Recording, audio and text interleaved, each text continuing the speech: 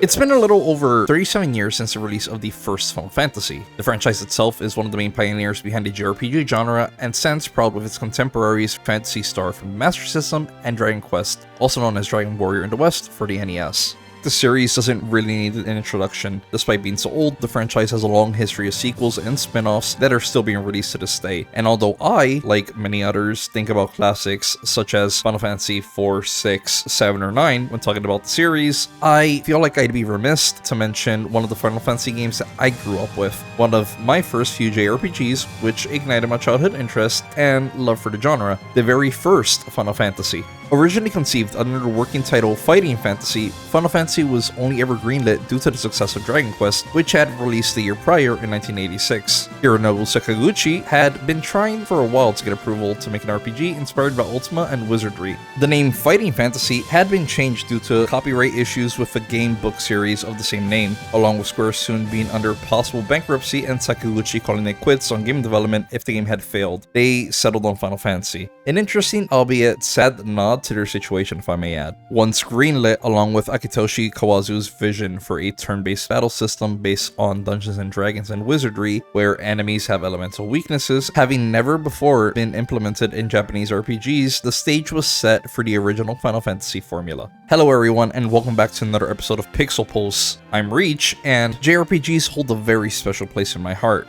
Growing up with a single and struggling mother, newer games were very hard for me to come by. If I ever got games, it was usually hand-me-downs from my cousins or used games from our local GameStop for about $3 to $5 a game. I had to be selective with what I bought. I remember going down the used games bin one day and seeing Final Fantasy 1 and 2 Dawn of Souls for the Game Boy Advance. I had heard of Final Fantasy a few times, knew of some characters because of Kingdom Hearts, and even saw one of my cousins play Final Fantasy X on their PS2, but had never actually played any of them. My curiosity got the best of me, and I got Dawn of Souls. The rest is history. Dawn of Souls, a duology of Final Fantasy 1 and 2, was my first official traditional JRPG, and it was my gateway into the genre. These worlds, where you have cool and interesting characters, amazing music, and a fantasy setting so unlike any I had previously experienced, captivated me in ways I still can't completely grasp. All I know is that I was hooked, and I was ready for the ride. Final Fantasy 1 has had many releases throughout the years. The most prominent ones are the original on the NES, the Final Fantasy Origins on PS1, Dawn of Souls on the GBA, the 20th anniversary for the PSP, and the more easily accessible pixel remasters on modern devices. For this video, I will be specifically playing the 20th anniversary PSP version for two reasons. I personally enjoyed the visuals more than any of the other versions, and I also enjoyed the remade compositions and added content that was included with these versions, which isn't available anywhere else besides Dawn of Souls. That said, I completely understand how some folk might be turned off by my decision of not playing the original. Now, with all that said, it's about time we talked about Final Fantasy.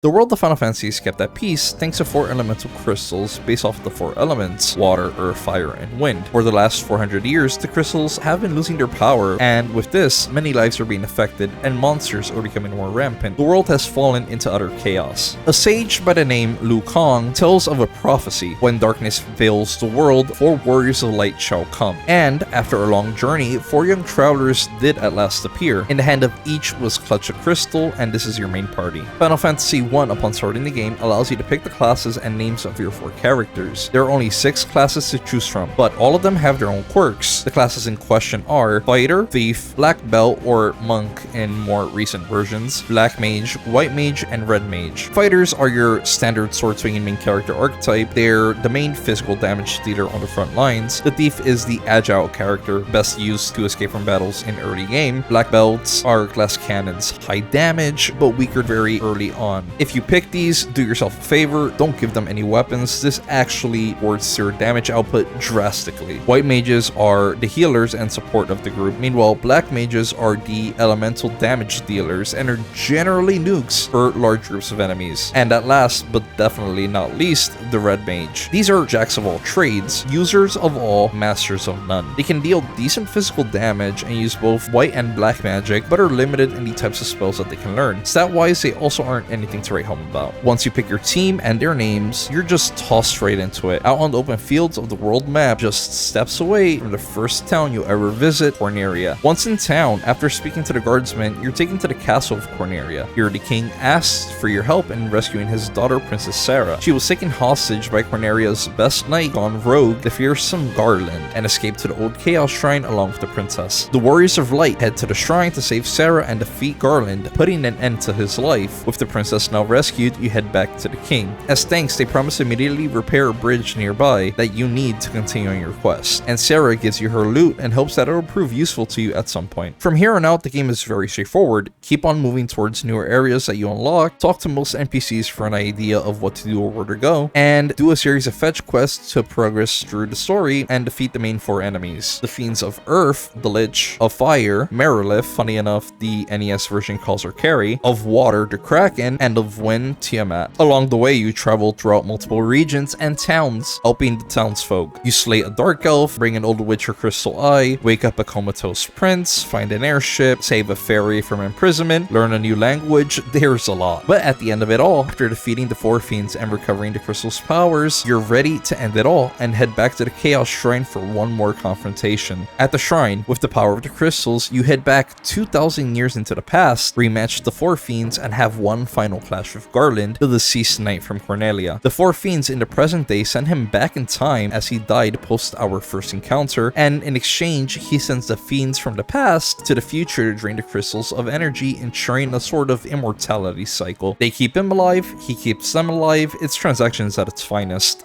Garland, using the power of the 4 fiends, transforms into chaos, a god of despair. The Warriors of Light, through sheer willpower, determination, and making sweet love to Saber, Haste, Temper, and Kiraja, are able to bring down chaos once and for all, putting an end to the cycle. Honestly, it's a very simplistic story at the end of it all. But for the time of the original release, it was an absolutely groundbreaking story. The average game stories in that time was a lot more straightforward. I mean, look, you get to save the princess, and save the princess, and save the princess, and save the princess? Holy shit, wait a minute. All that said, I honestly can't knock it. It's nowhere near modern storytelling by a long shot, but sometimes there's just a beauty behind the simplicity. Speaking of simplicity, the world itself. While having many caves, dungeons, and towns to explore, along with a world map, I never once felt like I was completely lost or had no idea where to go. There aren't any unnecessary areas. At worst, an area just serves as an anchor point for you to rest and gather information on your objectives. Sure, this isn't the first time I've experienced the game, but progression is halted by a lack of unnecessary tools, so you can't exactly wander too far ahead. If you need a clue, just talk to some NPCs, which I think is a general rule of thumb in RPGs, and with this you should be able to have some idea of where to go or what to do next. You got a ship? Well, you can only dock on piers. Got a canoe? You can use it to traverse rivers. Not like there are too many places to use it besides one main area and maybe 1 or 2 exceptions throughout. The airship, there's 2 whole continents that's locked to it. If nothing else, I feel like there was plenty of thought that went into this. It's a great way to nudge players into the right direction without flat out having to point at where you need to go. I will admit, having most of the game be a giant fetch quest can be a turnoff for some people, as it just feels repetitive at times. But for this game specifically, I'll let it slide. I already know it gets better in future entries. Besides, no one really plays Final Fantasy I for the complexity of the game. We all know it isn't complex, let's not lie to ourselves about it. There are other issues that you may have with the game. Depending on the version that you're playing, certain aspects of combat may just be flat out broken. In the NES version, the Thief class is by far the worst class in the game. They have no unique commands, weaker stats, no magic until the class upgrade, and their ability to help players flee from battle is bugged. So, ouch, I'm sorry man. Also, in the NES, the intelligence stat is busted. In concept, the higher the int stat, the stronger and more efficient your magic is meant to be. However, because of this glitch, damage from earlier spells doesn't properly scale, and the Red Mage is the best magic-based class for both healing and elemental damage just in general. Some spells also don't work properly. Temper, Dark, and Saber just to name a few, but some others do the opposite of their intended use. Lock 2, for instance, is meant to debuff enemy evasion by 20, but actually buffs them by 20 instead. These are fixed in later iterations of Final Fantasy I, but they are worth mentioning so that if any of you decide to hop in after watching this video, you at least know what to expect.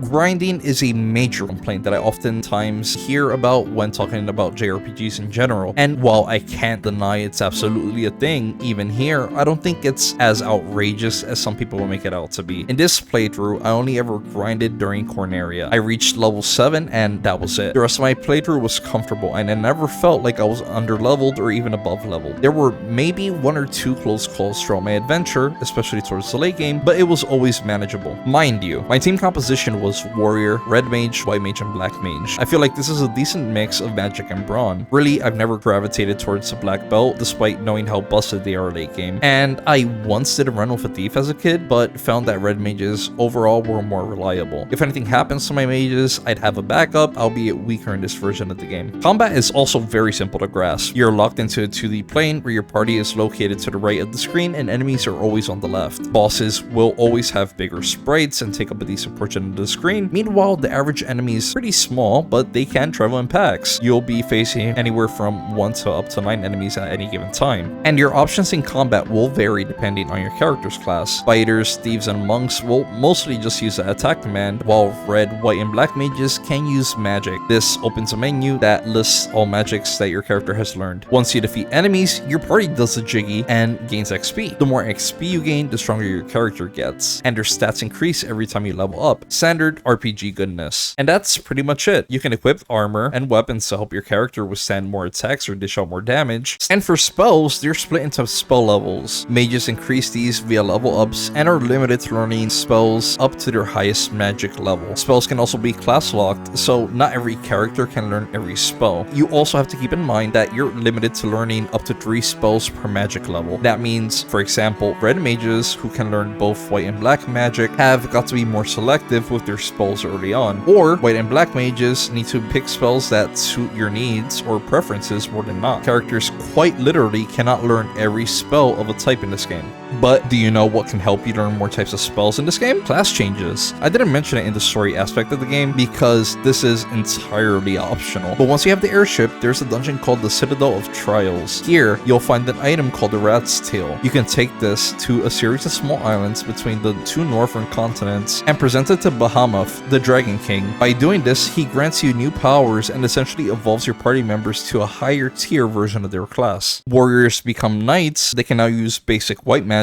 Thieves become ninjas. You can get access to better weapons and can cast black magic. Black belts become grandmasters. They function pretty much the same, but dish out way more damage. Red, white, and black mages become red, white, or black wizards, respectively. This allows them the usage of stronger tier magic, and black and white wizards reserve the right to the strongest spells though. These class changes also impact stat growth, so for most, it's best to evolve as soon as possible. But at the end of the day, it really just depends on you and your playstyle. Even so, I don't see a reason why you wouldn't want to, besides challenge runs. But hey, I mean, having the option is enough for me personally. Speaking of options, as I mentioned earlier, there are quite a few ways of playing Final Fantasy. I already mentioned some of the issues that plague the NES version, but despite it all, it's still a perfectly enjoyable experience. You can play the first Final Fantasy on the Final Fantasy Origins collection on the PS1 that was bundled with Final Fantasy 2. The Dawn of Souls version, which also bundles Final Fantasy 1 and 2, on the other hand, changes spell charges for the traditional MP system that most RPG players are accustomed to. This also adds quite a bit of content with extra dungeons and quite a few super bosses. The PSP version is just Dawn of Souls with better visuals and a CGI cutscene upon booting the game, which I believe was originally from the PS1 release. And lastly, the Pixel Remaster. This is the most accessible version in current times, being available in pretty much any currently supported system. It features entirely remade visuals meant to preserve the feel of the original release as closely as they can, and also features in-game maps and a reworked soundtrack, updated magic effects, and a new UI, with the only caveat being the exclusion of the Dawn of Souls content. This is as simple and straightforward as can be. Raw Final Fantasy 1 with modern conveniences and not broken on the fundamental level. If I'm being absolutely honest with you, I had a lot of fun replaying this after about 16 or so years since my first run as a kid. I remember it being a lot more in-depth of a game and bosses being harder just in general, but I didn't recall the dungeon's layout or item locations or even the order of events. And despite everything, it was a very laid-back experience. It's not without its faults, mind you. As it is the first in the franchise, it's nowhere near as intricate or polished. Hell, it wasn't even until future releases that they fixed the issues that plagued the original release, release, and although it's nowhere near being a narrative masterpiece, the interesting world, colorful combat backgrounds, and amazing soundtrack are more than enough to keep you engaged. Speaking of the soundtrack, the first Final Fantasy has no shortage of phenomenal songs. While sure, the original version had only one song for combat, and admittedly it can get a little repetitive, dungeon themes and down themes are absolutely drop-dead gorgeous. Both the original and remake versions of these songs are just as good, and it goes to show how series composer Nobuo Uematsu has pretty much been a wizard at his craft, making tunes that have been pretty much series staples. For instance, the song playing during the cutscene after the Bridge of Corneria is pretty much the Final Fantasy song. It's synonymous with the franchise. Well, that and the main menu theme that pretty much plays in all Final Fantasies, maybe barring one or two entries. My standout picks for both the classic and remake renditions are the town theme and Undersea Shrine. I cannot put into words just how much I love these.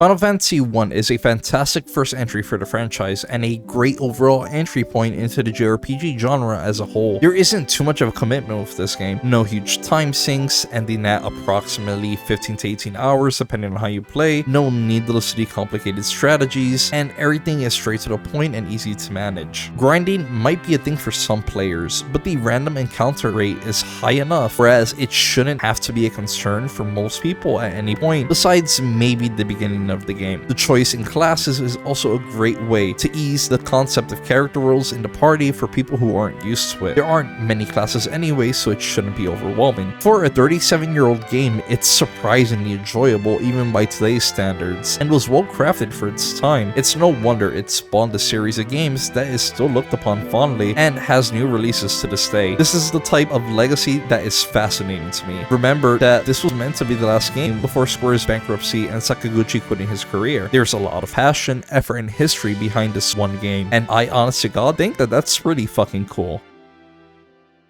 Subscribe if you haven't already, and click the bell to receive any notification on future uploads. You can also check me out on Twitch. I'm usually a bit more active there, and I'm likely playing games that I'm either still uncomfortable with reviewing or have no immediate plans to make videos on. Again, I appreciate you guys a lot. Take care, and hopefully I see you in the next video. Goodbye.